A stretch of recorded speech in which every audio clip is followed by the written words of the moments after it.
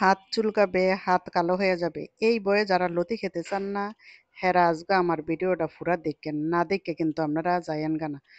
দেখলে আপনাকে উপকারী হইব। এইখানে আমি 2 লিটার পানি দিয়ে দিছি। 2 লিটার পানি দিয়া 2 চামচ লবণ দিয়ে দিছি। লবণ দিয়া এই যে লতিগুলি আস্তা থাকতে আমি সুন্দর করে ধুইয়া ছোট ছোট কইরা পিস কইরা কাইট্টা নিছি। কাইট্টা নিয়ে তারপরে কিন্তু এই যে বলক আসা পানির মধ্যে দিয়ে দিছি। আর এই যে চেপে চেপে দিতেছি কি আরে জানেন? যেন সব দিকে গরম পানিটা লাগে, সমানভাবে সিদ্ধ হয়। তো এই যে উপরের নিচে করে করে কিন্তু উল্টাই দিবেন। আবার উল্টানো বন্ধ করে কিন্তু খাড়িয়া তামাচায়েন না। তাইলে কিন্তু আবার নিচের গুলি গইলা যাবো গা। বুঝছেন? পরে কিন্তু আবার আমার দোষ দিবেন। তো এখন আমি একটা চেক করে দেখতেছি শিলাটা আসে কিনা।